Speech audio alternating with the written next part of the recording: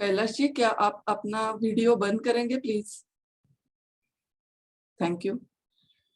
नमस्कार, सुप्रभात। जीवन का भारतीय प्रतिमान, ये व्याख्यानमाला Bhishma school of Indic studies ने आयोजित की है। मैं स्वाति यादव आप सभी का बहुत बहुत स्वागत करती हूँ। पिछले हफ्ते हमने स्वाधीनता और स्वतंत्रता में क्या भेद है ये जान लिया और उसका संग्राम भी जान लिया। आज हम जानने जा रहे हैं हिंदू और भारतीय क्या है हिंदू संकल्पना। मैं सर से विनती करती हूँ कि वो अपना सेशन शुरू करें।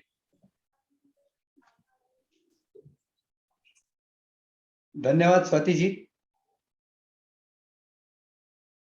अभी तक की जो इस जीवन का भारतीय प्रतिमान व्याख्यानमाला के जो पुष्प अभी तक हुए हैं, उसमें अभी जैसे स्वाति जी ने बताया, अंतिम पुष्प में हमने स्वाधीनता और स्वतंत्रता संग्राम के बारे में कुछ जानने का प्रयास किया है। उससे पहले के भी सत्रों में बहुत संक्षेप में मैं बता दूं। पहले सत्र में हमने विचार कैसे करना चाहिए इसके बारे में जाना। आगे के 3 सत्रों में हमने गौरवशाली अतीत के बारे में जानने का प्रयास किया, जिसमें अमूर्त या अभौतिक विद्याएं, मूर्त विद्याएं यानी भौतिक विद्याएं और मूर्तामूर्त यानी भौतिक और अभौतिक मिलकर ऐसी सभी प्रकार की विद्याओं के बारे में जानने का प्रयास किया। आज की परिभाषा में जिसे साइंस कहते हैं वह साइंस, भारतीय अवधारणा में जिसे विज्ञान कहते हैं वह विज्ञान, और उससे आगे बढ़कर अध्यात्म, इनको भी कुछ समझने का प्रयास किया। इसके बाद का एक सत्र हुआ था जिसमें हमने जानने का प्रयास किया कि हजारों लाखों वर्षों से भारत विश्व गुरु रहा है, उसका रहस्य क्या है। और उसकी कड़ी में ही ऐसे विश्वगुरु बने रहने के लिए आवश्यक जो स्वाधीनता और स्वतंत्रता है, ये दोनों बातें हैं, इनके बारे में हमने कैसे संग्राम किए हैं, कैसे लड़े हैं, इन पर जो आक्रमण हुए उसके बारे में जाना है। अभी इस सत्र में हम ये जो स्वाधीनता और स्वतंत्रता में दोनों में समान शब्द आता है स्व, इसे जानने का हम आज प्रयास करने वाले हैं। और इसी का शीर्षक है हिंदू या भारतीय कौन है। सामान्य रूप से स्व कहा तो हम सब समझते हैं कि स्व यानी हम, लेकिन हमारी पहचान क्या है। कोई चीनी है, कोई जापानी है, कोई अंग्रेज है, कोई अमेरिकी है। हम हिंदू हैं या भारतीय हैं, तो हम अमेरिकी क्यों नहीं है? क्या केवल अमेरिका के भूप्रदेश में हम नहीं रहते इसके लिए हम अमेरिकी नहीं है, या केवल इस भू प्रदेश में हम रहते हैं इसके लिए हम भारतीय या हिंदू हैं? हमारी पहचान क्या है? क्योंकि यहाँ तो जैसे ऑस्ट्रेलिया में वहां की पूरी जो मूल जनसंख्या थी उन सबका कत्लेआम करके वहां पर ये गोरे लोग यूरोपियन जाके बसे। अब इससे क्या वो वास्तव में ऑस्ट्रेलियन हो गए? आज उन्हीं को ऑस्ट्रेलियन कहा जाता है। तो क्या भारत में यदि ऐसा कुछ हो जाए तो क्या वो हिंदू बन जाएंगे? तो इसे हमें ठीक से समझना होगा कि हिंदू यह केवल और केवल जमीन से जुड़ा हुआ विषय नहीं है, इससे यह और गहरा है और व्यापक है। तो हमारी इस दृष्टि से पहचान क्या है? एक मोटी मोटी पहचान तो भूमि के साथ में होती है, वह हम सब समझते हैं और दुर्भाग्य से केवल उतना ही समझते हैं। इससे आगे जो इसकी जो गहरी समझ है, इसको समझना, यानी हिंदू क्या है इसे समझना, यानी भारतीय क्या है इसे समझना, इसका हम आज प्रयास करने वाले हैं। पहचान कैसे बनती है, थोड़ा सा हम विचार करेंगे तो हमारी समझ में आ जाएगा कि भिन्नता ही पहचान होती है। औरों से भिन्नता उस पदार्थ की पहचान होती है। और पदार्थ किसे कहते हैं? जिस पद यानी शब्द का कोई अर्थ होता है उसे पदार्थ कहते हैं। तो हर पदार्थ की पहचान जो है वो उसके अन्य पदार्थों से भिन्नता जो होगी उसके कारण होती है। जैसे हमारे सामने अलग अलग प्रकार के बर्तन रखे हैं, तो हम जब लोटा कहेंगे तो उनमें से एक विशिष्ट आकार का जो पात्र है उसे ही हम लोटा कहेंगे। थाली कहेंगे तो उसकी विशेष है, उसकी भिन्नता है अन्य बर्तनों से, उससे वह थाली कहलाएगी। इसी प्रकार इस विश्व में जो मानव जाति है, जो अलग अलग भू प्रदेशों में रहती है, उनसे हमारी जो भिन्नता है वही वास्तव में हमारी भारतीयता है, वही हमारा हिंदुत्व है, वही हमारी पहचान है। अब ये भिन्नता क्या है, इसको ठीक से समझना होगा। इसको समझने से हम हिंदू क्यों है और हिंदू है तो श्रेष्ठ हैं, भारतीय हैं तो श्रेष्ठ हैं, इसको हम समझ पाएंगे। तभी हम, हमारे पूर्वजों ने कृणोन्तो विश्वमार्यम ऐसी आकांक्षा और इच्छा क्यों रखी थी, इसके मर्म को समझ पाएंगे।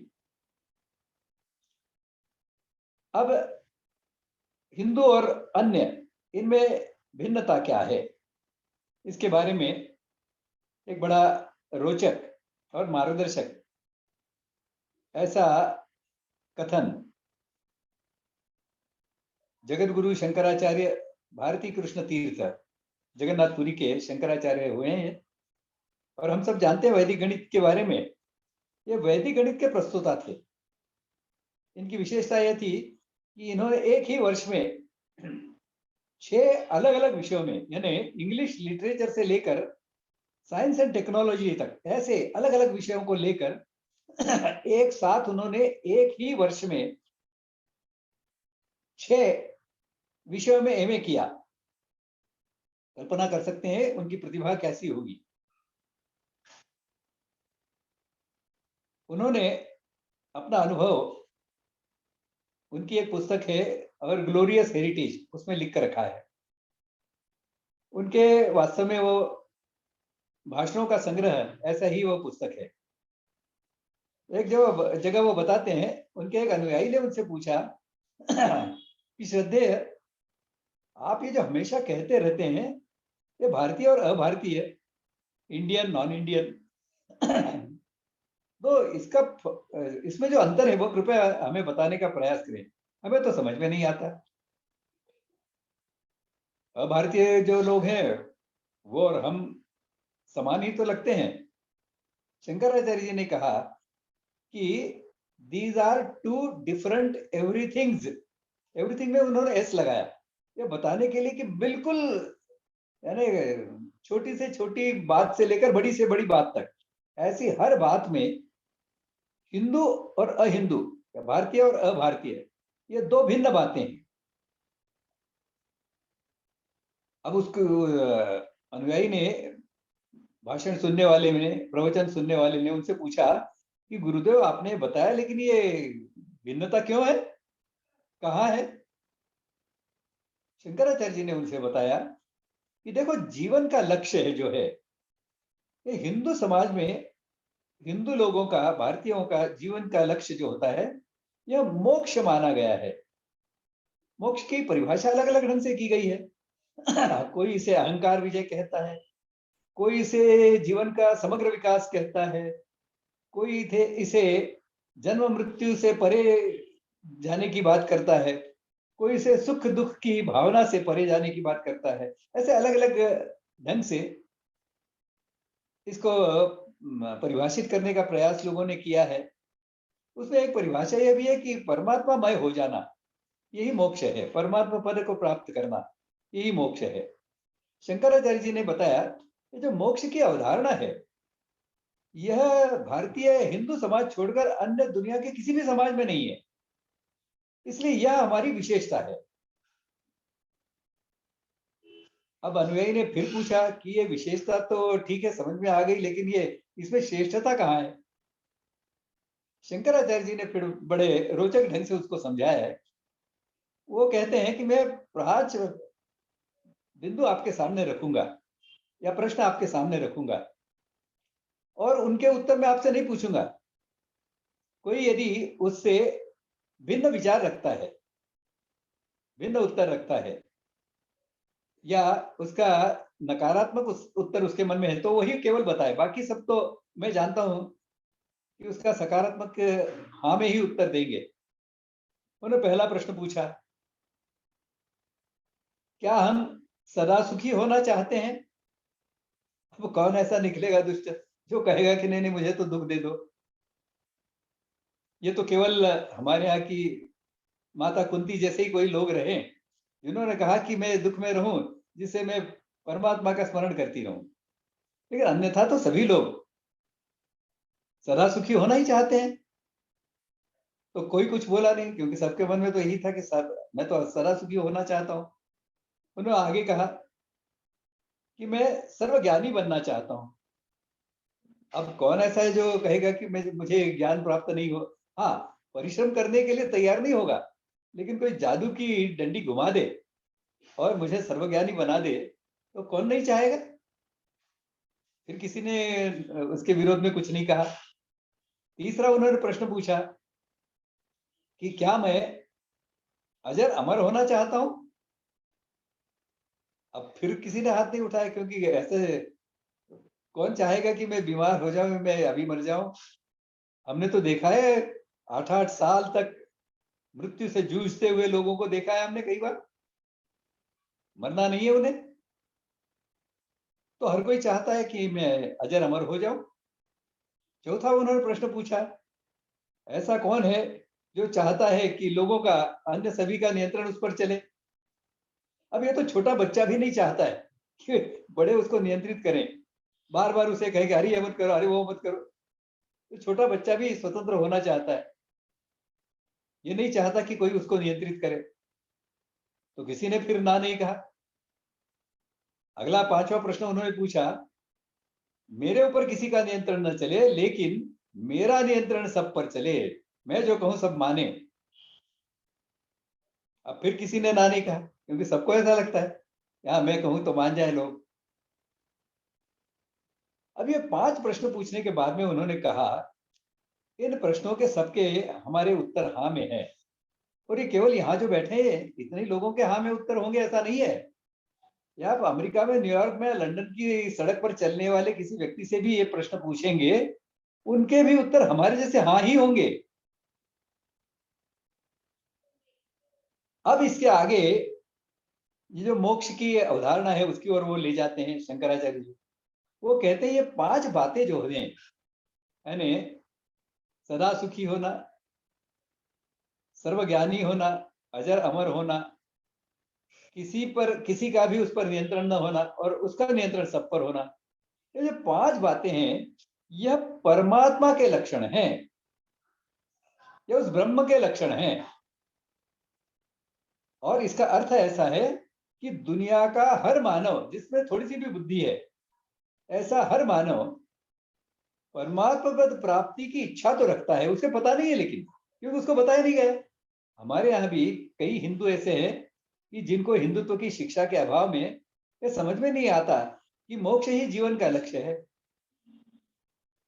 लेकिन मन ही मन में, सबके मन में इच्छा तो यही है कि मैं परमात्मा पद प्राप्त कर लूं। तो ये मोक्ष की प्राप्ति जो है ना, यह भारत की विशेषता है। और इस मोक्ष और इस परमात्मा पद की जो अवधारणा है, इसी को लेकर हमारे पूर्वजों ने पूरे भारतीय जीवन को आकार दिया था। परमात्मा की अवधारणा रखी थी। परमात्मा कैसा है? यह सर्वगुण संपन्न है, यह अनादि अनंत है, इसका कोई प्रारंभ नहीं हुआ, इसका कोई अंत नहीं है। सृष्टि होगी तब भी यह होगा, सृष्टि नहीं होगी तब भी यह होगा। इसने अपने में से ही पूरी सृष्टि का सृजन किया है। इस प्रकार से परमात्मा की जो अवधारणा है, यह यजुर्वेद में इसे और स्पष्ट करके कहा गया है कि किस प्रकार उसके लक्षण क्या है परमात्मा के। मैं थोड़ा सा उस यजुर्वेद के श्लोक में जो अपेक्षित जो गुण लक्षण बताए वो पढ़कर सुनाता हूं। वह सर्वव्यापक, सर्वशक्तिमान, काया रहित, विकार रहित, अछिद्र, नाम नाड़ी के बंधन से रहित, शुद्ध, पवित्र और पाप से असंबद्ध, पूर्ण ज्ञानवान, मदनशील, दुष्टों से दूर, अनादि, सनातन, सबके साथ समान समभाव रखने वाला, यह सब परमात्मा के गुणों का वर्णन यजुर्वेद में किया गया है। यजुर्वेद की 40वें अध्याय में 40वां ऋचा है 8वें अध्याय में। तो इस प्रकार से परमात्मा की यहाँ कल्पना की गई है। उससे आगे और भी कई अवधारणाएं इस परमात्मा से जोड़ करके ये सृष्टि बनी कैसे, तो इसके बारे में भी हमारी मान्यताएं जो है वह अन्य समाजों की मान्यताओं से भिन्न है। सृष्टि निर्माण के बारे में तो अगले सत्र में हम और गहराई से विचार करेंगे। यहाँ केवल इतना ही समझ लें कि हमारी सृष्टि निर्माण की मान्यता दुनिया के अन्य समाजों से भिन्न इस अर्थ से है कि हमारी परमात्मा की मान्यता भिन्न है। परमात्मा ने अपने में से ही इस पूरी सृष्टि के अनगिनत अस्तित्वों का निर्माण किया है। यह जीवन, इस सृष्टि में जीवन भी चलता है और अजीवन यानी जड़ पदार्थ भी रहते हैं। तो इस प्रकार से कुछ भारतीय मान्यताएं, हिंदुत्व की कुछ मान्यताएं इसमें से निर्माण हुई है। तो सबसे पहली मान्यता तो इसमें यह है, ये जो पूरी सृष्टि का है संचालन है, यह परमात्मा करता है। परमात्मा सर्वशक्तिमान होने से इतने विशाल अंतरिक्ष में घूमने वाले इतने सब ग्रहों को भी वह नियम से चलाता है। और इसकी विशेषता यह भी है, यह अपने बनाए नियमों का उल्लंघन नहीं करता, उनको तोड़ता नहीं है। जिन नियमों के अनुसार सूर्य के इर्द गिर्द पृथ्वी घूमती थी, उसी नियम के अनुसार आज भी घूमती है। ये सूर्यमाला जो इस पूरे ब्रह्मांड में, उसका भी एक घूमने का कक्षा है घूमने की। उसमें जिस नियम से घूमता था कुछ हजार लाख करोड़ वर्ष पहले, वैसा ही आज भी घूम रहा है। तो नियम जो हैं ये परमात्मा के बनाए हुए नियम हैं, जिन्हें हम प्रकृति के नियम भी कह सकते हैं। इस परमात्मा ने जड़ और जीव ऐसे दो प्रकार के पदार्थ निर्माण किए हैं सृष्टि में। इनमें जीव जो हैं ये भी दो प्रकार के हैं। एक तो है चर और दूसरे हैं अचर। वनस्पति जो जीव हैं, वनस्पति रूप में जो जीव हैं, ये अचर हैं, ये चलते नहीं हैं, एक स्थान पर ही रहते हैं। और चर जो हैं, ये पशु पक्षी प्राणी, ये सब जो हैं ये चर यानी चलने वाले, हिलने वाले, अपनी इच्छा से एक स्थान से दूसरे स्थान पर जा सकते हैं, ऐसे यह जीव हैं। इसमें जो मनुष्य है यह इस निर्माण की प्रक्रिया का सबसे अंतिम बिंदु है। सबसे प्रारंभ में कुछ जड़ बने, फिर धीरे धीरे चेतन की जो निम्न सक्रियता वाले ऐसे जो जीव थे वो पहले बने, फिर अधिक सक्रियता वाले बने, और मानव जो है यह सबसे अंत में बना। मानव के जीवन का नियमन जो है वह मानव के अपने कर्मों से होता है, और इन कर्मों के जो फल मिलते हैं जो प्रकृति के नियमों के अनुसार होते हैं, उसके अनुसार मानव का जीवन चलता है। और मानव योनि यह एकमात्र योनि ऐसी है जो कर्म योनि कहलाती है, जो कर्म करने को स्वतंत्र है। अन्य सब योनियां जो है जीवों की, ये सब भोग योनियां है, ये कर्म करने में स्वतंत्र नहीं है, ये तो प्रकृति के नियम के अनुसार व्यवहार करती रहती है।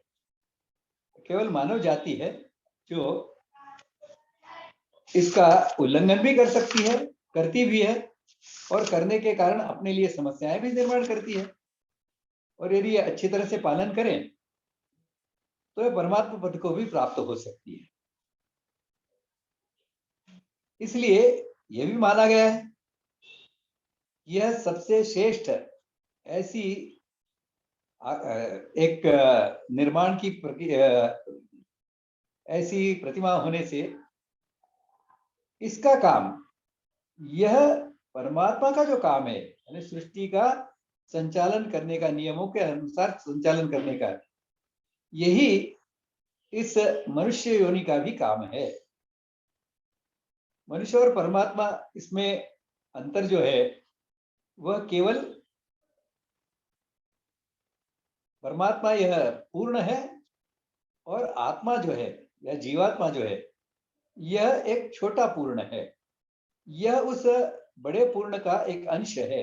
इसलिए भगवत गीता में कहा है, ममई वांशो जीवलोके जीवभूत सनातना, ये जो जीवात्मा है जितने, वो सब मेरे ही अंश हैं। और इसलिए परमात्मा की जो जो शक्तियां हैं अल्प मात्रा में हर मनुष्य में भी उपलब्ध हैं, उपस्थित हैं।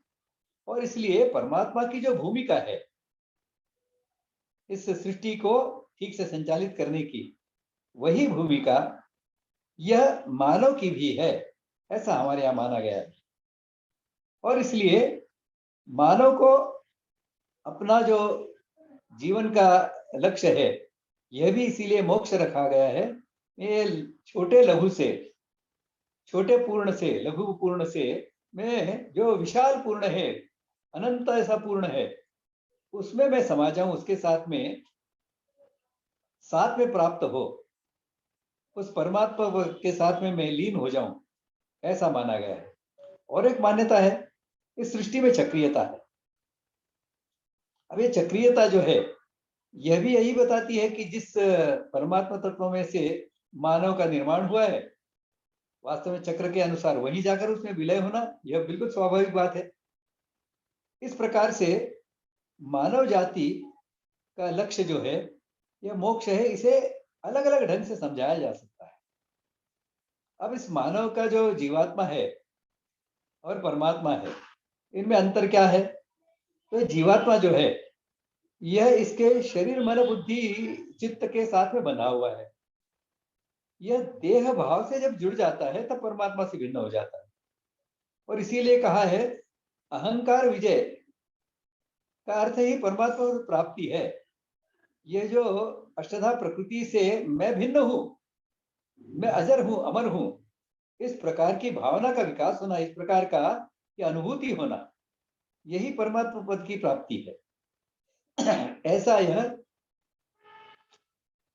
हिंदुत्व की पहचान की दृष्टि से एक मूलगामी ऐसा यह बिंदु है। अब शंकराचार्य जी आगे बताते हैं कि जीवन का लक्ष्य मोक्ष होने से हमारा इस लक्ष्य को प्राप्त करने का जो मार्ग है और उसके जो पड़ाव हैं, वह भी अन्य समाजों का जो लक्ष्य है वो भिन्न होने से उनका जो मार्ग है और उनके जो पड़ाव है उनसे भिन्न है। पड़ाव कौन कौन से हैं, इसके बारे में भी विचार हमें करने की आवश्यकता है। भिन्नता के बारे में भी अलग अलग स्तरों पर यानी वैचारिक स्तर पर कैसी भिन्नता है, व्यावहारिक स्तर पर तत्व के रूप में किस प्रकार की भिन्नता है, सामाजिक रचनाओं की दृष्टि से किस प्रकार की भिन्नता है, इसका विचार कुछ आगे हम करने ही वाले हैं। अभी हम इतना समझ लें, यह जो भारतीयता है, इस भारतीयता को सृष्टि निर्माण से आगे पूरे जीवन तक का आकार देने का काम यह हमारे पूर्वजों ने किया है। क्योंकि जिस प्रकार से यह मोक्ष क्या होता है यह बताया गया, उसी प्रकार से इस मोक्ष की प्राप्ति कैसे की जा सकती है, इसके बारे में भी हमारे पूर्वजों ने मार्गदर्शन किया।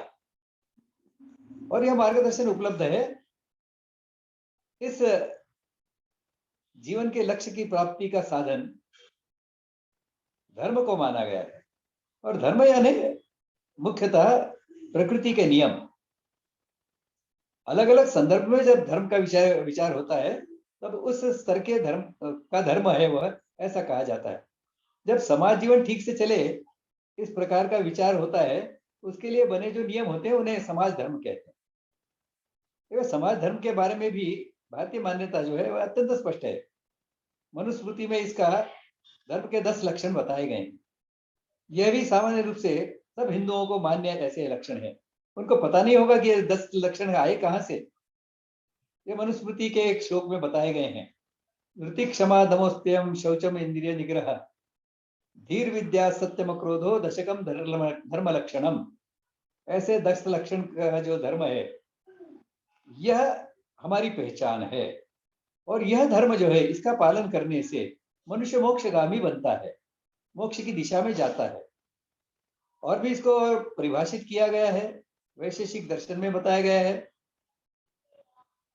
ये तो अभ्युदय निश्चय सिद्धि स धर्म, धर्म की परिभाषा दी गई है कि जो अभ्युदय भी कराता है, यानी जो लौकिक जीवन है, ऐहिक जीवन है, इसमें श्रेष्ठतम जीवन हम जी सकें, हमारे जीवन में कोई अभाव निर्माण न हो, हमारा जीवन सुसंस्कृत रहे, सुरक्षित रहे, इस प्रकार का जीवन जीने के लिए भी धर्म के नियंत्रण में हमारी कामनाएं यानी इच्छाएं, काम पुरुषार्थ और अर्थ पुरुषार्थ, इन दोनों को रखना यह बहुत आवश्यक माना गया है। और इसलिए यदि हमें लौकिक विकास उन्नति की भी इच्छा है तो उसके लिए भी धर्म का पालन ये तो अनिवार्य बात है। जिसे मोक्ष प्राप्ति करना है उसके लिए भी ये जो धर्म अर्थ और काम यानी धर्म के नियंत्रण में अर्थ और काम को रखना ये तो उन सबके लिए ही समान है। अभ्युदय आप चाहते हो तो ये आवश्यक है ही। और यदि निश्रेयस यानी मोक्ष की प्राप्ति की इच्छा है आपकी तो भी यह जो है वो अभ्युदय के मार्ग से जाने वाली निश्रेयस की प्राप्ति है। आप कहेंगे कि अभ्युदय प्राप्त न हो, मेरी जो आवश्यकता है वो अभाव से चलती रहे, उसमें अभाव रहे, मेरी आवश्यकताओं की पूर्ति न हो, तो आप मोक्ष की दिशा में गति के साथ में नहीं बढ़ सकते। इसके लिए यह जो परिभाषा है बड़ी महत्वपूर्ण परिभाषा है। ये तो अभ्युदय, इसके बारे में और हम धर्म का जब विचार करेंगे उसमें और गहराई से बात करेंगे। अभी यहाँ इतना ही हम समझ लें कि धर्म यह पूरे मानव जीवन को नियंत्रित करने वाली ऐसी एक बात है। यह धर्म और जो अधर्म है इसको समझने का हम आगे के सत्र में प्रयास करेंगे। धर्म, मजहब, संपत्ति, संप्रदाय, इनको भी समझने का आगे के सत्र में प्रयास करने वाले हैं। यहाँ भी हमने इतना ही जाना है, यह धर्म के नियंत्रण में समाज जीवन चलना चाहिए, व्यक्ति का जीवन चलना चाहिए। और मनुष्य के लिए तो यह बहुत ही आवश्यक है, क्योंकि बाकी सब योनियां जो है, बाकी सब जो जीव हैं, यह तो अधर्म कर ही नहीं सकते। वह तो बाध्य हैं प्रकृति के जो नियम बने हैं उनके अनुसार व्यवहार करने के लिए। ये तो केवल मानव है, इसे मानव बनाने के लिए संस्कार और शिक्षा की आवश्यकता होती है। अन्य पशुओं में से कुत्ते को कुत्ता बनाने के लिए संस्कार और शिक्षा की आवश्यकता नहीं होती।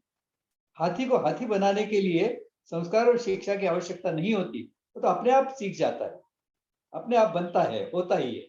लेकिन मानव को मानव बनाने के लिए संस्कार और शिक्षा की आवश्यकता होती है। अच्छे संस्कार और अच्छी शिक्षा उसे अच्छा मानव बनाती है, और बुरे संस्कार और बुरी शिक्षा उसको बुरा मानव बनाती है। इसका भी विचार हम आगे के शिक्षा के संदर्भ में जो सत्र होगा उसमें करने वाले हैं। यहाँ भी इतना ही हम समझ लें कि मानव के लिए संस्कार और शिक्षा की आवश्यकता होती है।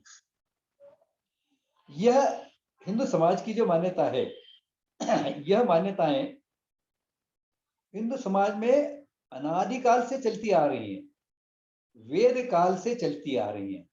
हमारा जो हर प्रकार से जो वैदिक साहित्य है, और जो हमारे यहाँ आए हुए आक्रांताओं ने जो नष्ट नहीं किया या जो भ्रष्ट नहीं किया, ऐसा जो उर्वरित साहित्य है, उस सब साहित्य में इस प्रकार का ज्ञान भंडार भरा हुआ हम देखते हैं, हम पाते हैं।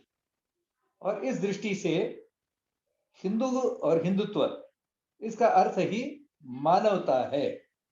हिंदुत्व का ही अर्थ वैश्विकता है। यदि इसमें कुछ भी बात हमें सिखाई जाती है कि यह मानवता के विपरीत है, तो इसको बिल्कुल विश्वास के साथ में, श्रद्धा के साथ में आप मान लीजिए वह गलत है। यदि वह मानवता से विपरीत है तो भारतीयता हो नहीं सकती, वह हिंदुत्व हो नहीं सकता। यदि वह वैश्विकता से विपरीत है तो वह हिंदुत्व नहीं हो सकता। और इसीलिए हमारे यहाँ हमने व्यवहार के सूत्रों के बारे में जब विचार किया, तो हमने विचार ऐसे रखे, हमारे व्यवहार के सूत्र ऐसे रखे कि जो वैश्विक हैं, जो मानवता से ओतप्रोत हैं, सृष्टि निर्माण की मान्यता के दृष्टि से आगे हम वैचारिक दृष्टि से जो विचार करते हैं, तो हम देखते हैं कि वैचारिक दृष्टि से कुछ भिन्नता भारतीय समाज और भारतीय समाज में है, हिंदुओं में है। वह यह है कि ये मोक्ष यह लक्ष्य होने के कारण, और सारी सृष्टि यह उस ब्रह्म के ही अलग अलग प्रकटीकरण है। इस मान्यता के कारण इस चराचर सृष्टि में एकात्मता है, यह हमारी मान्यता है। और हम देखते हैं इस प्रकार की एकात्मता का विचार विश्व के अन्य किसी भी समाज ने, और जो एकदम आधुनिक नहीं कहेंगे, मॉडर्न कहेंगे, मॉडर्न जो साइंटिस्ट हैं, उन्होंने भी इस प्रकार की कल्पना अभाव से ही की है। अब कुछ धीरे धीरे वह भारतीय विज्ञान की और भारतीय अध्यात्म की दिशा में बढ़ रहे हैं, एक स्वागत योग्य बात है। लेकिन आज भी मोटे तौर पर साइंटिस्ट अभी भी पंच महाभौतिक के विज्ञान में ही उलझे हुए हैं। तो भारतीय विचार जो है, यह वैचारिक दृष्टि से देखा जाए तो एकात्मता एक चराचर में व्याप्त है, और इसको विखंडित स्वरूप में इसका विचार नहीं किया जा सकता।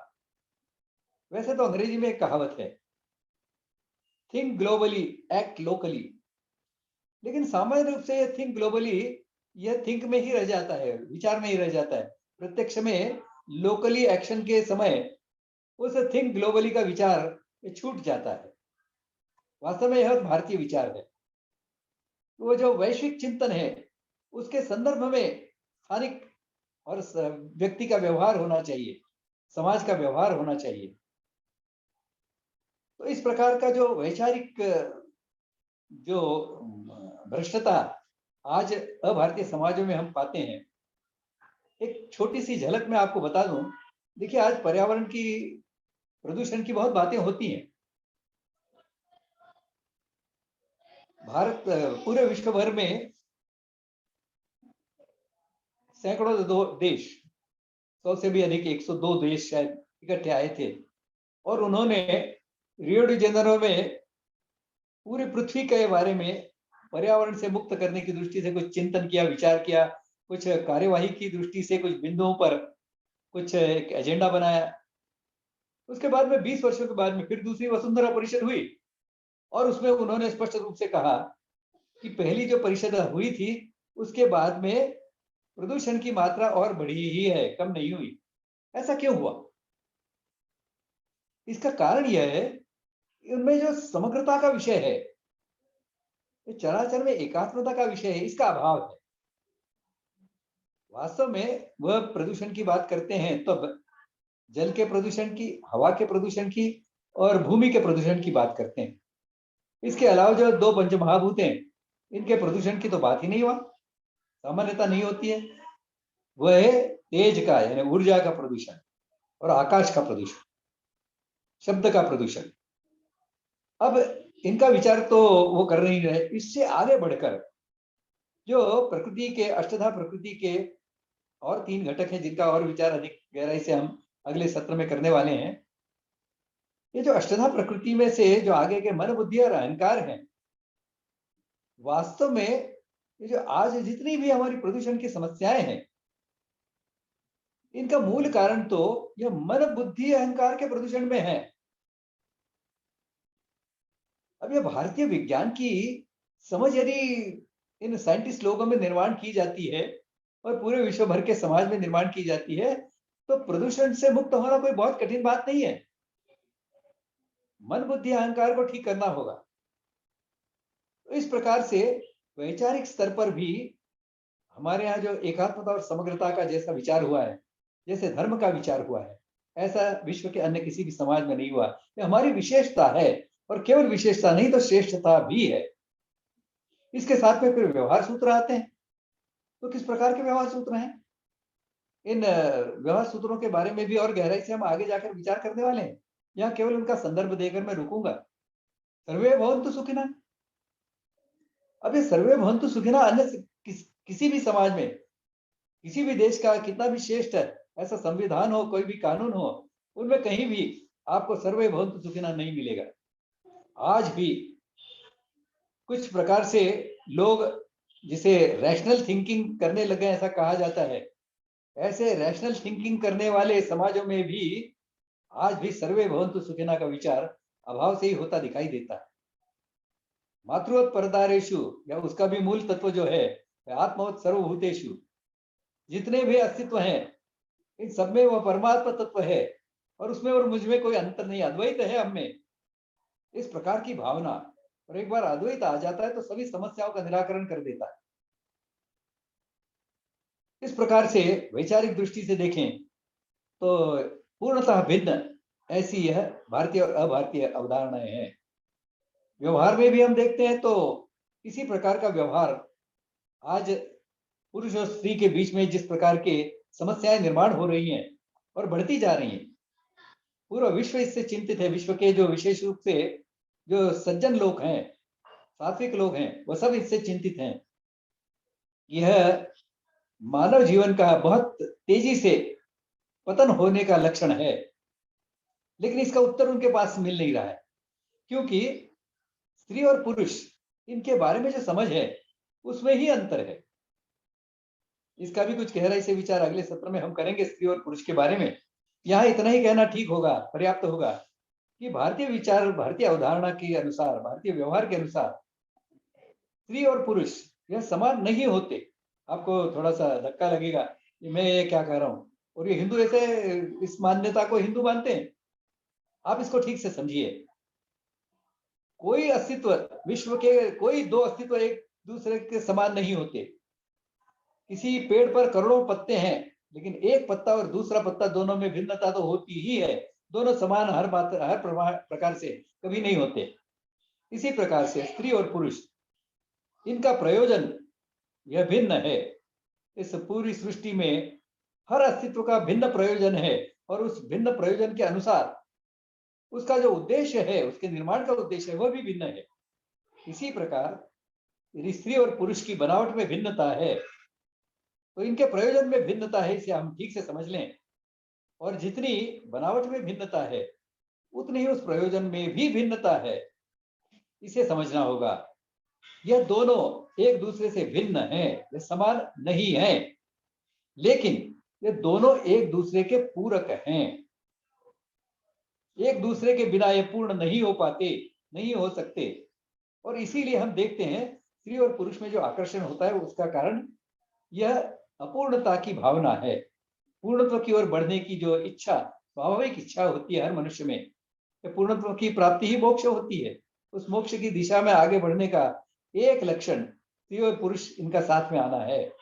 दोनों मिलकर पूर्ण होते हैं।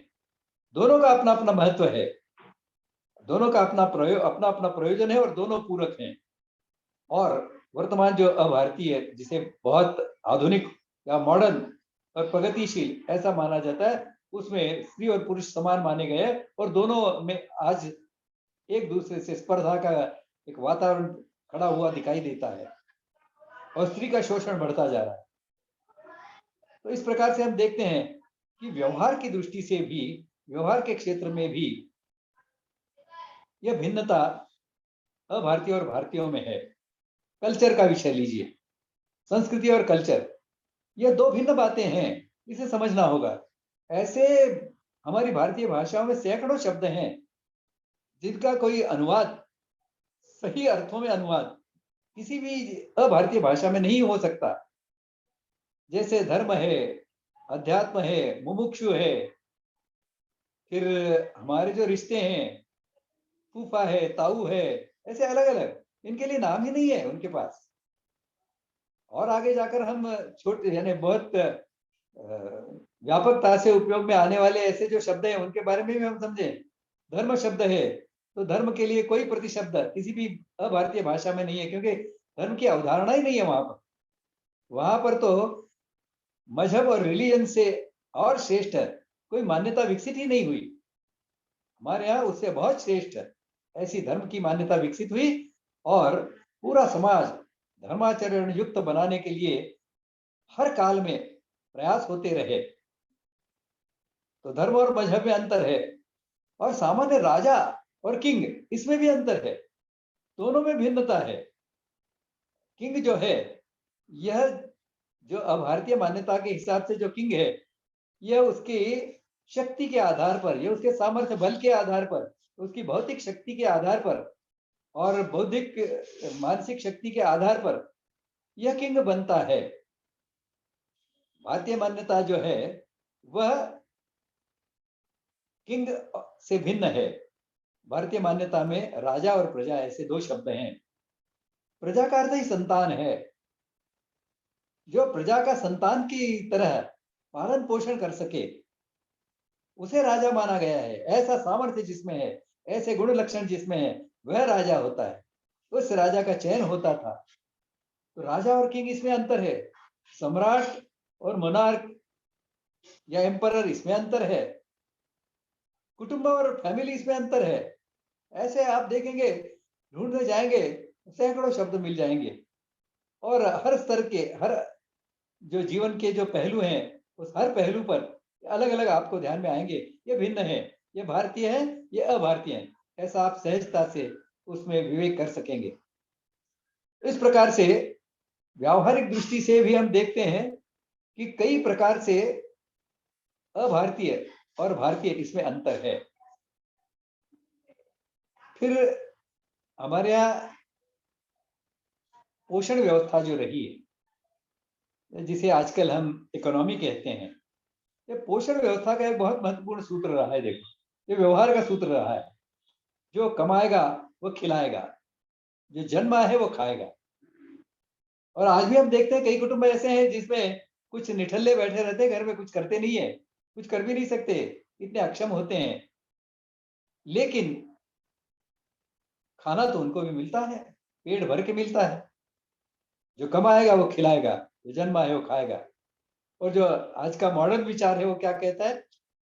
जो कमाएगा वो खाएगा, जो नहीं कमाएगा वो भूखा मरेगा। जमीन आसमान का अंतर है दोनों में। और एक है ये मानवता का लक्षण है और दूसरा है वो स्वार्थ का लक्षण है, मैं और मेरा, इसका लक्षण। और भी देखते हैं कि हमारे यहाँ तलाक या डिवोर्स, इसके लिए कोई शब्द ही नहीं है। किसी भी भारतीय भाषा में इनके लिए शब्द नहीं है, क्यों? हमारे यहाँ तो इसकी मान्यता ही नहीं थी। पति पत्नी विवाह हो गया तो यह तो जन्म के लिए बनते हैं, केवल जन्म के लिए नहीं, जन्म जन्मांतर के लिए बनते हैं, ऐसी हमारी मान्यता है। और इस प्रकार से व्यवहार हमारे यहाँ होता रहा है। यहाँ तो विवाह टूट जाते हैं, तोड़े जाते हैं, और छोटी छोटी बातों पर तोड़े जाते हैं, अत्याचार के कारण तोड़े जाते हैं। इसी प्रकार विवाह जो है, ये भारतीय विवाह संस्कार होता है, जबकि अन्य सब समाजों में विवाह यह कॉन्ट्रैक्ट होता है, समझौता होता है। अपने अपने स्वार्थ के लिए जब दो लोग इकट्ठे आते हैं और साथ में मिलकर काम करने के लिए कुछ योजना बनाते हैं तो उसको कॉन्ट्रैक्ट कहते हैं। तो यह विवाह है, यह कॉन्ट्रैक्ट होता है। यह जो संविधान है, यह भी भारतीय समाजों में संविधान जो होता है यह धर्म नहीं होता, यह कॉन्ट्रैक्ट होता है समाज और शासन के बीच का। और इसका प्रारंभ तो चार्टर, किंग्स चार्टर से हुआ था।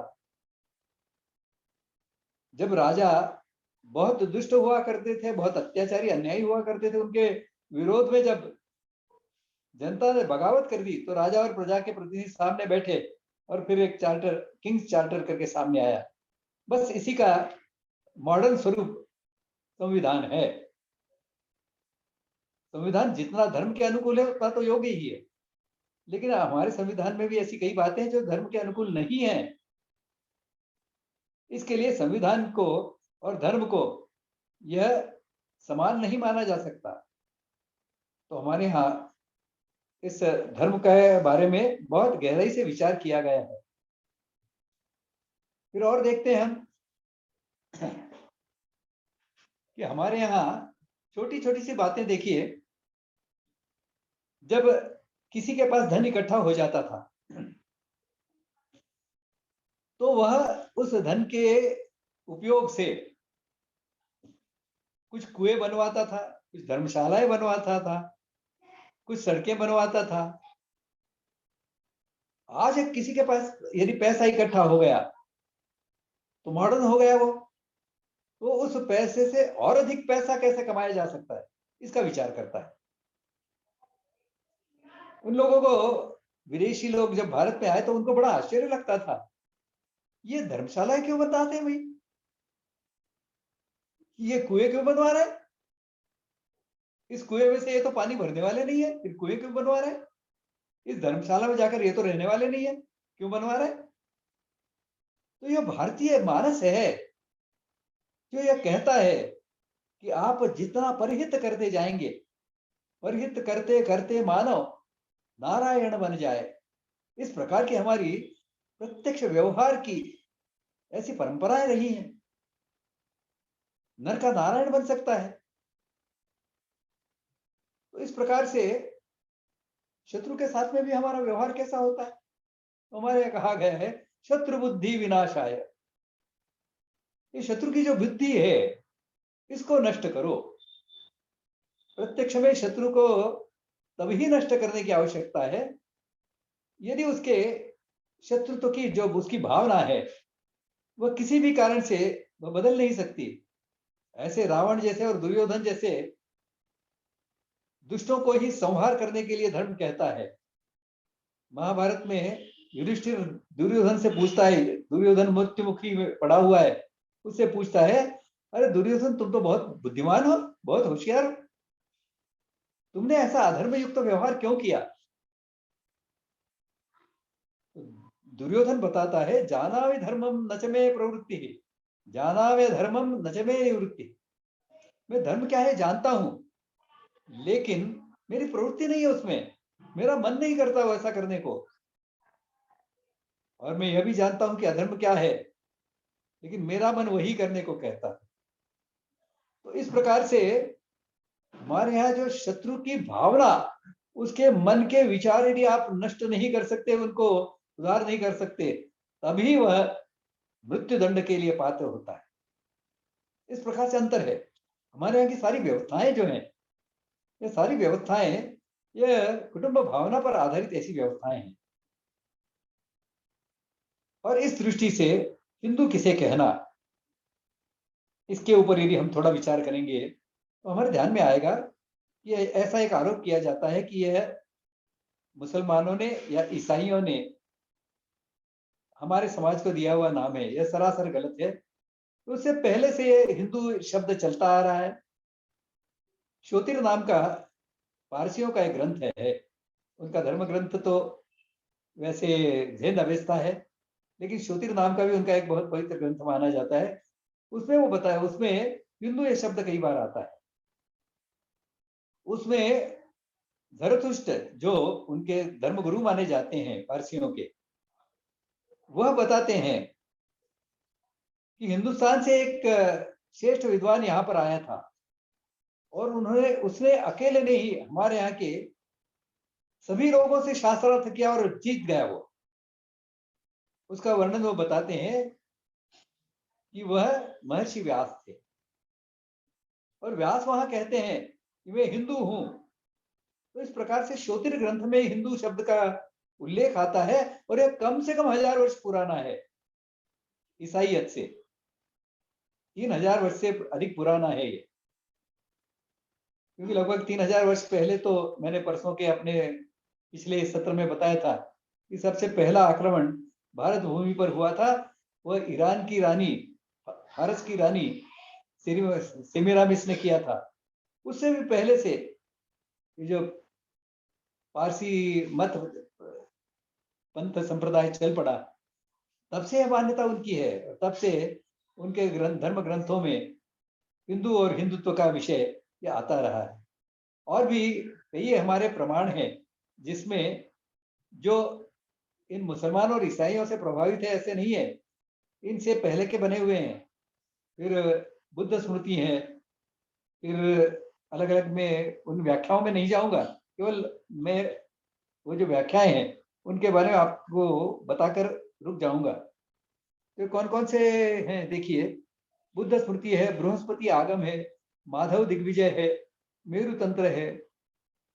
फिर शब्द कल्पद्रुम में भी इसकी परिभाषा की गई है। शब्द कल्पद्रुम भी आज का नहीं है, काफी पुराना है। फिर आगे लोकमान्य तिलक जी ने इसकी परिभाषा की है। उनकी दृष्टि से जो वेद को प्रमाण मानता है वह भारतीय है या वह हिंदू है। उससे आगे और जाकर स्वातंत्रवीर सावरकर जी ने इसकी परिभाषा की है और वो बताते हैं कि पुण्यभू और पितृभू जो इसे मानते हैं वह हिंदू हैं। मुझे ऐसा लगता है कि ये सब व्याख्याएं तो कुछ मात्रा में ठीक ही हैं, लेकिन इससे भी कुछ व्यापक व्याख्या या परिभाषा यदि हमें इसकी देखनी है तो यह परिभाषा जो विश्व बंधुत्व में या वसुधैव कुटुंबकम में विश्वास रखता है, ये इस वसुधैव कुटुंबकम का आधार जो है ना, यह चराचर में व्याप्त एकात्मता है। ये चराचर में जो अद्वैत है यह मुझसे भिन्न नहीं है, मैं और यह एक ही है। तो गाडगे महाराज ने कहा था बस तू और मैं सब एक ही हैं। तो ऐसा एकत्व की भावना, एकात्मता की भावना, इसका व्यावहारिक स्वरूप यह कुटुंब भावना है। तो जो वसुधैव कुटुंबकम में जो विश्वास रखता है वो फिर भारत में रहता हो तो भी वह हिंदू है और भारत के बाहर रहता है तो भी वह हिंदू है। तो भारतवर्ष तो हिंदू समाज के और हिंदू तत्वज्ञान और हिंदू जीवन के विकास की दृष्टि से एक महत्वपूर्ण ऐसा एक चरण है कि जहां पर पहले हिंदुत्व को बलशाली बनाओ और फिर पूरे विश्व के सारे मानव जातियों में इसको लेकर जाओ। और यही काम हमारे पूर्वज करते रहे हैं। तो ये जो कृणवंतो विश्व मार्यम है, ऐसी आकांक्षा हमारे पूर्वजों ने ऐसे ही नहीं रखी थी, पूरे विश्व को हम आर्य बनाएंगे, यह आर्य ही हिंदू है, यह आर्यत्व ही भारतीयता है, इनमें कोई भेद नहीं है। इसे हमें समझना होगा। और भी एक बात हमें यह समझनी होगी, ये जो हिंदुत्व की परिभाषाएं हैं, इन परिभाषाओं में जिस प्रकार से मैंने बताया कि यह वसुधैव कुटुंबकम में जो विश्वास रखता है और इस प्रकार का व्यवहार और इस प्रकार का जीवन जीता है वह हिंदू है, ऐसा मानने से पूरे विश्व के साथ में हम जुड़ जाते हैं। और विश्व के केवल मानव जाति के साथ में नहीं, चर अचर ऐसे सभी अस्तित्वों के साथ में हम जुड़ जाते हैं। क्यों हमारे यहाँ तो कुटुंब की भावना तो ऐसी है कि जो चंद्रमा को चंदा मामा बना देती है, चूहे को चूहे दादा बना देती है, सूर्य को सूर्य दादा बना देती है या सूर्य को पिता कह देती है, धरती को माता कह देती है।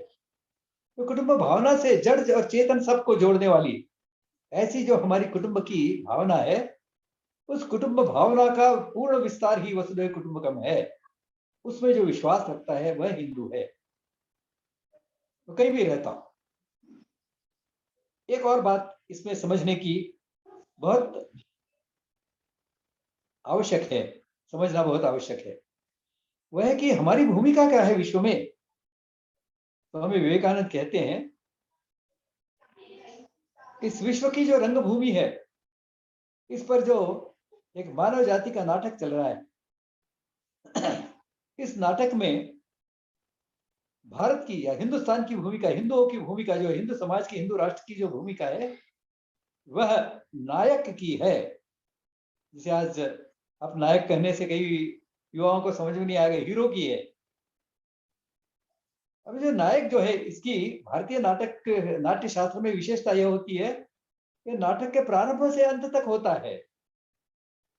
हमारे यहाँ नाट्य शास्त्र में कहा गया है कि कथा का अंत जो है हमेशा सुखद होना चाहिए। यह तो विपरीत विचार की, जिसे अंग्रेजी में सैडिस्टिक कहते हैं, इस प्रकार का विचार तो भारतीय हो नहीं सकता। हमारे यहाँ तो सुखांत ही अंत माना गया है। और इस दृष्टि से ये जो नाटक है, इसका अंत शुभ ही होगा, अच्छा ही होगा। और यह नायक जो है इस नाटक का, उसकी ये जिम्मेदारी है कि नाटक का अंत जो है वो सुखांत हो, ये देखने की। और इसीलिए भारत की यह ईश्वर प्रदत्त ऐसी जिम्मेदारी है, ऐसा दायित्व है कि पूरे विश्व को सुख शांति से भर दे, पूरे विश्व को आर्यत्व में रंग दे। और इसीलिए हमने घोषणा की थी, कृणवंतो विश्वमार्यम। इस कृणवंतो विश्वमार्यम का भी थोड़ा गहराई से आगे हम विचार करेंगे। यहाँ हम केवल इतना जान लें, ये आर्यत्व का विस्तार जो है, इसकी भी हमारी प्रणाली, इसका जो मार्ग है, इसका तरीका है, यह औरों के वैश्वीकरण के तरीके से भिन्न है। जो मॉडर्न काल में, आज के काल में जिसे ग्लोबलाइजेशन कहते हैं, या इस्लाम की भाषा में इस्लामाइजेशन कहते हैं, या ईसाइयत की भाषा में पूरे विश्व को ईसाइयत में बदल देना, कन्वर्ट कर देना, ये कहते हैं, उससे भिन्न है, उनके तरीकों से भिन्न है। ये भी हमें ध्यान में रखना होगा। और इन सब की दृष्टि से यह एक श्रेष्ठतम ऐसा जीवन दर्शन है। और केवल यह दर्शन नहीं है, यह जीवन का तरीका है, जीवन का प्रतिमान है। और यदि एक व्यापक रूप से हमें हिंदू शब्द को या भारतीय शब्द को समझना है, तो हिंदुत्व यह एक जीवन का प्रतिमान है। भारतीयता यह जीवन का प्रतिमान है। इस प्रतिमान के 5 मुख्य पहलू हैं।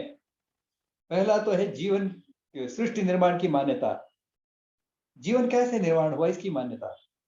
दूसरा उसका पहलू है, वह है इस सृष्टि निर्माण की मान्यता के कारण जो जगत और जीवन की ओर देखने की हमारी दृष्टि निर्माण होती है, एकात्मता, समग्रता और धर्म सर्वोपरिता की, ये जीवन दृष्टि, उसका दूसरा पहलू है। इसका तीसरा पहलू है, वह है इस जीवन दृष्टि के अनुसार चराचर में एकात्मता कह तो दिया हमने, लेकिन ऐसा व्यवहार भी कर पाना। तो हमारे व्यवहार सूत्र भी ऐसे होने चाहिए।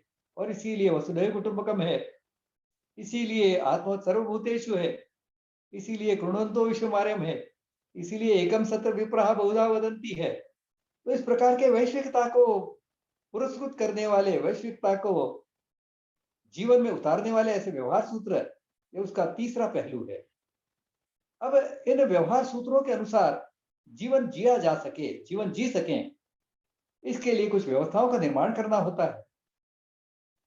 और यह व्यवस्थाएं मुख्यतः 3 प्रकार की होती हैं: शिक्षण व्यवस्था, रक्षण व्यवस्था और पोषण व्यवस्था। सामान्य रूप से मानव जीवन में इन 3 व्यवस्थाओं को छोड़कर अन्य व्यवस्थाओं का कोई बहुत महत्व नहीं देखा जाता। ये तीनों ही व्यवस्थाएं जो है, यह इस जीवन दृष्टि के अनुसार व्यवहार हो सके, इसके लिए अनुकूल, अनुरूप, और हर व्यक्ति इस प्रकार का व्यवहार कर सके, इस प्रकार की ये व्यवस्थाएं, यह इसका चौथा पहलू है।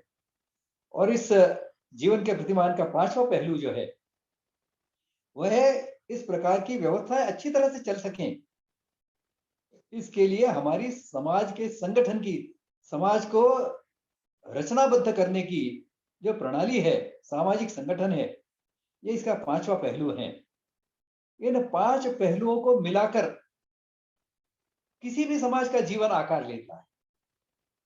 भारतीय जीवन भी इन 5 पहलुओं के आधार पर ही आकृति प्राप्त किया हुआ ऐसा एक जीवन है। तो हिंदू और भारतीयता का अर्थ है यह भारतीय जीवन का प्रतिमान, इस प्रतिमान का नाम, इस जीवन का नाम हिंदुत्व है, इस प्रतिमान का नाम भारतीयता है या भारतीय है। इसे व्यापक ढंग से समझने का प्रयास हम हमारे इस पूरी व्याख्यान माला में करने वाले हैं। आगे के सत्रों में एक एक विषय लेकर, एक एक छोटा छोटा पहलू लेकर इस जीवन के प्रतिमान को समझने का हम प्रयास करने वाले हैं। अभी यहाँ समय की समाप्ति के अनुसार यहाँ मैं अपने कथन को समाप्त करता हूँ। अगला सत्र हमारा होगा सृष्टि निर्माण की हमारी मान्यता और उसके कारण जो जीवन दृष्टि निर्माण होती है उसका कुछ विवेचन हम अगले पुष्पमाला में, अगली माला की पुष्प में हम करेंगे। यहाँ मैं अपने वाणी को विराम देता हूँ। धन्यवाद। स्वाति जी। धन्यवाद सर, बहुत ही सुंदर हुआ आज का व्याख्यान। अगर किसी को कोई सवाल पूछना है तो कृपया अपना हैंड रेज कीजिएगा।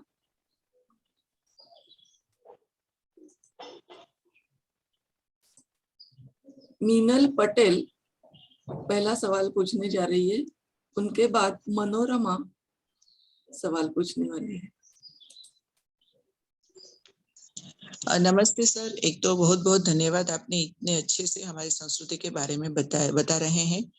हमें बहुत कुछ जानने को मिल रहा है। मुझे ये जानना है कि आपने जो चारों पुरुषार्थ के बारे में बताया उसके बारे में अगर हमें बच्चों को शिक्षा देनी है, पढ़ाना है, तो कुछ ऐसी कुछ पुस्तकें हैं जो हम आसान तरीके से समझ पाए और उनको उनकी भाषा में हम समझा सके कि उनको क्या करना चाहिए चार पुरुषार्थ के बारे में।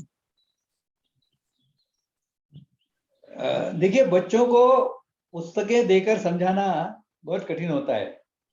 ये बड़े लोगों को समझना होता है, बड़े लोगों को अपने व्यवहार में लाना होता है। बच्चे तो बड़ों को देख देख कर सीख जाते हैं और इसीलिए बड़ों ने इसको ठीक से समझना, इसके मर्म को समझना ये बड़ा आवश्यक होता है। वैसे इस चार पुरुषार्थों की बात हम धर्म विषय का जो आगे सत्र आने वाला है उसमें और अधिक गहराई से करने वाले हैं। उसमें हम इसका और विचार अधिक गहराई से करेंगे।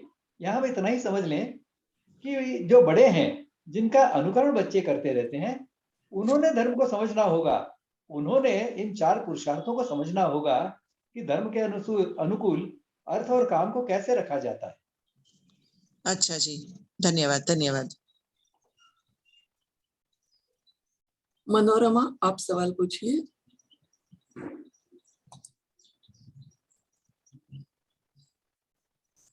वो तो बहुत अच्छा है, पर बच्चों को देने, हेलो जी हाँ बोलिए। मेरा सवाल ये है कि हम जो देते हैं, हमने अपने बचपन में चंदा मामा, नीति की, ये पंचतंत्र, इनकी कहानियां पढ़ी, उससे बहुत कुछ मालूम पड़ता था हमको। अपने जो आक्रमण हुए, जो हमारा धर्म है, उस बात के बारे में छोटी छोटी बातें मालूम पड़ती थी। क्या उस प्रकार की पत्रिकाएं जिसमें आपके दिए हुए विचार, हमारे ऋषि मुनियों के विचार, ये सब देने के लिए क्या हम उस प्रकार की छोटी छोटी पत्रिकाएं नहीं निकाल सकते हैं? जैसे पहले पंचतंत्र है, कॉमिक्स हैं, ये इनमें सब प्रकार की बहुत सारी बातें होती थी, तो वो बच्चे बहुत इंटरेस्ट से पढ़ते थे, तो उससे उनमें अपना ज्ञान भी बढ़ेगा और धर्म के प्रति भी जागरूकता आएगी। आपने बहुत बहुत सही कहा। इस प्रकार के साहित्य की बहुत आवश्यकता है, लेकिन आप ये देखिए कि कुछ मात्रा में तो इस प्रकार का साहित्य उपलब्ध है। कुछ नाम तो आपने भी लिए, पंचतंत्र का नहीं बताया। सर, मेरा ये मतलब है कि जैसे चंदा मामा, पंचतंत्र, ये अभी नहीं मिलती उतनी, उसमें हम अपने धर्म की, अपने ऋषियों की, अपने इनके आपके जो विचार हैं वो हम दिखाएं तो बच्चों को ज्यादा अच्छा लगेगा। वास्तव में मनोरमा जी, हम बड़े लोग क्या कर रहे हैं कि हम तो इसको सीखना नहीं चाहते, हम चाहते कि बच्चे सीख जाए। नहीं, मेरा ये मतलब नहीं है सर सीखने का, मेरा ये मतलब है, अगर बच्चे पढ़ते हैं, जैसे अगर आपने- हिंदी पढ़ते हैं, आजकल इंग्लिश मीडियम का जमाना है, हिंदी पढ़ते हैं, ये कहानियों में पढ़ते हैं तो उनकी हिंदी सुधर जाती है। मैं तो आपसे वही कहानियां बात कर रहा पढ़ने हूँ। से समझ बढ़ती है और उनको मजा आता है, तो उस मजे से बच्चे कुछ सीख जाते हैं। हाँ, आपका कहना बिल्कुल ठीक है। बच्चे जो सीखते हैं वह जो पढ़ते हैं उससे कम सीखते हैं। वह जो देखते हैं, जो अनुभव करते हैं, जो बड़ों के व्यवहार में उनकी समझ में आता है, उसका अनुकरण ज्यादा करते हैं। इसे हम और अधिक अच्छी तरह से समझ लें। संस्कार प्रक्रिया जो है ना, यह इस प्रकार से चलती है। वो बड़ों का अनुसरण करते हैं और बड़ों के नहीं, व्यवहार मियाँ, में यदि आपका कुछ कहना सब विसंगति- सही है सर। सिर्फ मेरा ये कहना है कि आप इस प्रकार की पत्रिकाएं अगर निकालते हैं नहीं, आप तो नॉलेज तो बच्चों का बढ़ता है। मनोरमा जी, मैं आपसे सब वही काम कहना चाहता हूँ दिलीप जी कि केलकर और नॉलेज भीष्म यानी नहीं केवल करेंगे। जानकारी के बढ़ने से मनुष्य सुधरता नहीं है। वह तो उस जानकारी का विवेक के अनुसार उपयोग कैसे करना, अच्छे ढंग से उपयोग तो करना वो भी कैसे आप करना। उसमें बताइए ना, एक कहानी सुनिए के सुनिए, माध्यम से बताएं ना। मनोरमा जी सुनिए आप। देखिए, इसीलिए पहला सत्र हमने जो किया था ना, वो विचार कैसे करना चाहिए। आपने बच्चे को विचार कैसे करना यह तो सिखाया नहीं, और यह लिखकर सिखाने की बात नहीं है।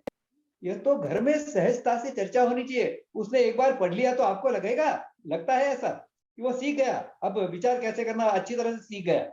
ऐसा नहीं होता है। यह तो बार बार ऐसा जब उसके सुनने में आता है, देखने में आता है, तब उसके संस्कार होते हैं। केवल जानकारी से मनुष्य श्रेष्ठ नहीं बनता, इसे हम ठीक से समझ लें। नहीं तो फिर पुस्तक जो है वही सबके गुरु हो जाते। गुरु अलग से मनुष्य को गुरु बनाने की आवश्यकता नहीं होती। इसे हम ठीक से समझ लें। और मुझे ऐसा लगता है कि आपने जो बिंदु उपस्थित किया है उसको लेकर हमने गहराई से चिंतन करने की आवश्यकता है। हम चाहते हैं कि चलो बच्चों को एक इस प्रकार की पुस्तिकाएं लाकर दे दी और बच्चों को भी उसमें बहुत रुचि आती है, बहुत अच्छा पढ़ लेते हैं। तो ये तो ठीक है कि कुछ बच्चे जो सात्विक जन्मजात ऐसे होते हैं, जो सात्विक होते हैं, वो तो उससे जो अच्छा है वो ले लेंगे। लेकिन जो अच्छे नहीं है वो तो उसमें से जो बुरी बात है, क्योंकि हर अच्छी कहानी में कोई दुष्ट होता है, उसमें उसको उसको निर्दालन होता है, उसको दंडित किया जाता है। महाभारत भी पढ़ा तो कुछ लोग ऐसे भी हैं जो आज भी हम देखते हैं, हाँ, दुर्योधन और जैसे शकुनी है। रावण का पुरस्कार करने वाले, दुर्योधन का नाम रखने वाले ऐसे लोग निर्माण हो रहे हैं। इसलिए ज्यादा बढ़ रहे हैं। इसे बच्चों के ऊपर हम न छोड़ें। साहित्य नहीं, निर्माण मेरा हो तो तो अच्छा ये ही कि है, अगर इस उसमें प्रकार नुकसान की नहीं है। पत्रिकाएं निकलती हैं तो बच्चों को भी फायदा होता है, वो भी पढ़ के कुछ तो अपने आप में चेंज ला सकते हैं। मैं आपसे मनोरमा वही जी कह रहा ठीक है, हूँ, कहानियों के नाम नहीं ऐसी मालूम। पत्रिकाएं आपका मुद्दा हमें समझ में आ आज भी गया। हैं। आप जो कह रही हैं ऐसी पत्रिकाएं, पुस्तकें आज भी हैं। पर दुर्भाग्य मालूम ही हमारा नहीं है ये हम है लोगों को। कि या तो हम उन्हें जानते नहीं हैं, हम उन्हें बच्चों को उपलब्ध नहीं कराते, और दूसरा हमारे अपने व्यवहार में परिवर्तन करने में कम पड़ जाते हैं। ऐसा नहीं कि करना नहीं चाहते, कम पड़ जाते हैं। तो दोनों ही बातें करनी होंगी। इस प्रकार का साहित्य निर्माण हो, यह तो भारतीय शिक्षण मंच की दृष्टि से हमारे जो 3 पहलू हैं उसमें सबसे पहला साहित्य निर्माण ही है। लेकिन यह साहित्य निर्माण हम प्रारंभ में बच्चों के लिए नहीं करने वाले, इसे आप ठीक से समझ लीजिए। यह बड़े लोग समझें और इसे समझकर फिर अपने बच्चों को किस प्रकार से समझाना, किस समय समझाना, किस ढंग से समझाना, इसका वह विचार करें, प्रयोग करें। हर बच्चा भिन्न होता है और हर बच्चे के लिए शायद इस प्रकार के अलग साहित्य का निर्माण नहीं हो सकता। सभी पंचतंत्र पढ़े हुए बच्चे, जो पंचतंत्र का जिसके लिए निर्माण किया गया था, ऐसे श्रेष्ठ राजा नहीं बनते। इसे समझिए आप। पंचतंत्र पढ़कर वो राजा के जो राजपुत्र थे वो सुधर गए, ऐसी कहानी है। लेकिन क्या हमारे बच्चे राजा बन गए, राजपुत्र बन गए, राजा अच्छा राजा के गुण उनमें आ गए? ऐसा नहीं होता है, इसे हम समझें। हर व्यक्ति उसे अपने अपने परिप्रेक्ष्य में देखता है। तो उस दृष्टि से बड़ों का यह दायित्व बनता है कि वह बच्चों को ये समझाए कि किस प्रकार से उसने इस कथा को लेना चाहिए। एक छोटी सी कथा बताता हूँ, देखो बच्चे कैसे अलग अलग ढंग से उसको ले सकते हैं। एक शिक्षक ने कथा सुनाई अपने कक्षा में बच्चों को कि एक चोरी करने वाला लड़का था, एक बार वो पकड़ा गया और फिर उसको दंड हुआ, बहुत कठोर दंडित किया गया उसको। अब शिक्षक ने बच्चों से पूछा, क्योंकि जैसी कि सामान्य कहानी बताई जाती है वैसा उसने बताया था। तो एक बच्चा खड़ा हुआ और उसने कहा कि चोरी नहीं करना चाहिए। शिक्षक को लगा बहुत अच्छा हो गया, बहुत अच्छा समझ में आ गया, बहुत अच्छी ढंग से मैंने कहानी कही है। और दूसरे बच्चे से पूछा, ऐसे अलग अलग कुछ बच्चों ने कहा कि चोरी नहीं करनी चाहिए। और कुछ बच्चे ऐसे खड़े हो गए, यानी कम से कम पहले एक बच्चा खड़ा हुआ, बाद में और भी खड़े हुए होंगे। उसने कहा कि चोरी करो तो चलेगा, पकड़े मत जाओ, क्योंकि पकड़े जाओगे तभी तो दंडित होंगे। अब कल्पना कीजिए, बच्चे तो अपने अपने ढंग से विचार करते हैं, वो क्या विचार कर रहे हैं इसका भान यदि बड़े लोग नहीं रखेंगे तो जिसकी विपरीत बुद्धि लेकर जिसने जन्म लिया है वह ठीक नहीं होने वाला, वो सुधरने वाला नहीं है। वो तो उसी दिशा में और विचार करता जाएगा। दुष्ट है, दुर्योधन का मैंने उदाहरण दिया, ऐसा ही करता जाएगा। और इसलिए इनका जो लाभ तो है, ऐसा साहित्य तो हम भी बनाना चाहते हैं। पहले बड़ों के लिए साहित्य बनेगा, बन रहा है, बना है अभी तक।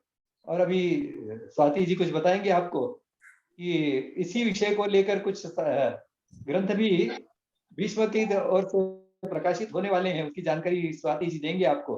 तो साहित्य निर्माण तो हम कर रहे हैं, बच्चों के लिए भी साहित्य निर्माण होगा, लेकिन पहले जब तक बड़े लोग ठीक नहीं हो जाते, केवल बच्चों के लिए साहित्य निर्माण करने में बहुत लाभ नहीं है।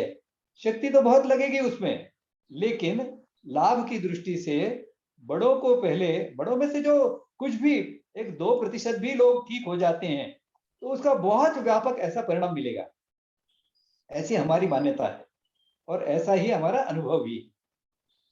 अगला सवाल लेते हैं। नंदा चिदम्बरे, आप सवाल पूछिए। नंदा जी आप है? हाँ, नमस्कार। नमस्कार। आज का व्याख्यान बहुत ही अच्छा हुआ। बहुत दिनों से मुझे हिंदुत्व पर सुनने की बहुत इच्छा थी और आज वो मुझे मिल गया। तो मुझे ये फिर से सुनना है, तो मैं ये रिकॉर्डिंग मिलेगा क्या? स्वाति जी बताइए। रिकॉर्डिंग की लिंक हमने जो लिंक भेजी है ना इस हाँ। कार्यक्रम की, उसके नीचे ही रिकॉर्डिंग की लिंक दी हुई है, उस पर आप कल शाम तक मिल जाएगा ये रिकॉर्डिंग। अच्छा, ओके, बहुत बहुत धन्यवाद आपका। निरंजन माकुर, आप कुछ पूछना चाहते हैं? बोलिए। नमस्कार निरंजन जी।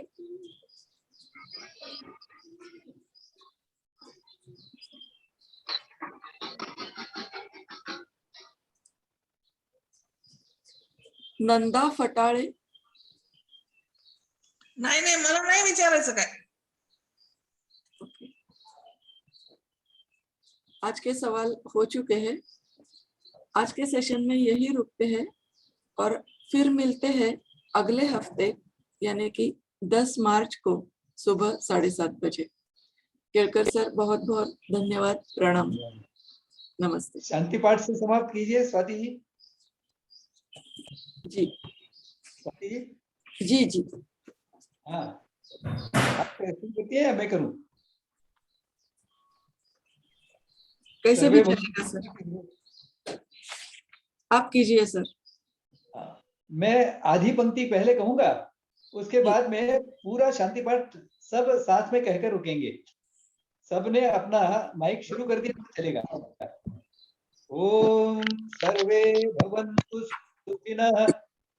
ओम सर्वे भवन्तु सुखिनः, सर्वे सन्तु निरामयाः, सर्वे पश्यन्तु मा कश्चित् दुःखभाग् भवेत्।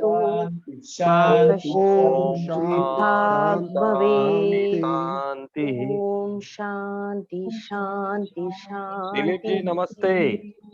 नमस्ते। नमस्ते, सभी का बहुत बहुत धन्यवाद। कौन बात कर रहे हैं? भारत माता की जय। नमस्ते। नमस्ते। पण हाजी रिक्षावाला म्हणता येऊ त्या दिलं इथं